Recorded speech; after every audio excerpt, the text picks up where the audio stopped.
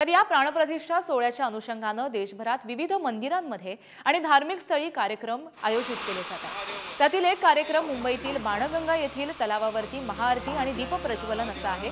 या कार्यक्रमासाठी महानगरपालिकेने कंबर कसली, याचा आढावा घेतलाय आमचे प्रतिनिधी अजय माने। पाहूया। येत्या 22 जानेवारीला अयोध्येत राम मंदिरात प्राणप्रतिष्ठा सोहळा जो आहे तो पार पडणार आणि या सोहळ्याच्याच अनुषंगाने देशभरात विविध जागी विविध सोहळे आणि महाआरतीचा उपक्रम जो आहे तो करण्यात आलेला आहे। मुंबईत समुद्रकिनारी म्हणजे खाऱ्या पाण्याकिनारी असलेल्या गोड्या पाण्याच्या कुंडाजवळ म्हणजे बाणगंगा तलावावर सुद्धा अशा प्रकारचे एक कार्यक्रमाचं आयोजन करण्यात आलेलं आहे। 22 जानेवारीला या ठिकाणी संपूर्ण तलावाच्या बाजूला दीपप्रज्वलन म्हणजे दिवे पेटवले जातील आणि त्याचसोबत या बाणगंगेत जी परंपरा आहे दिवाळीला जशी महाआरती होते तशीच महाआरती जी आहे ती प्राणप्रतिष्ठा सोहळ्याच्या वेळेस पार पडणार आहे आणि त्या अनुषंगाने आता महानगरपालिका या ठिकाणी जी आहे ती सजावट करण्यास सुरुवात झालेली आहे। अवघ्या 2 दिवसावर जो आहे तो राम मंदिर प्राणप्रतिष्ठा सोहळ्याचा कार्यक्रम आलेला आहे आणि त्या अनुषंगाने देशभरात जल्लोषाचं वातावरण झालेलं आहे आणि त्यातच एक वातावरण निर्मिती जी आहे ती मुंबईतील बाणगंगा तलावात होताना आपल्याला पाहायला मिळते।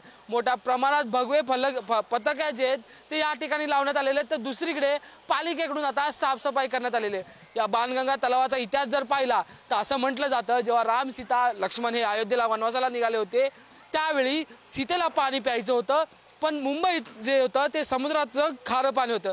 त्यावेळी जो समोरचा मधला आता पोल दिसतोय तिथे रामाने बाण मारला आणि या बाण मारल्यानंतर या ठिकाणी हे गोडा पाण्याचं कुंड तलाव तयार झालं आणि त्यालाच पुढे जाऊन बाणगंगा तलाव असं नाव पडलं आणि याच गोडा पाण्यातून सीतेने नंतर पाणी पिऊन पुढचा वनवासाचा प्रवास जो आहे तो सुरू ठेवला। त्यामुळे या बाणगंगा तलावाला विशेष एक महत्त्व जे ते इतिहास स्वरूपाने किंवा मग एकंदरीत शास्त्रानुसार असणार आहे। त्या अनुषंगाने म्हणूनच इथे 22 जानेवारीला दीपप्रज्वलन आणि महाआरतीचं जे ते आयोजन करण्यात आलेलं आहे।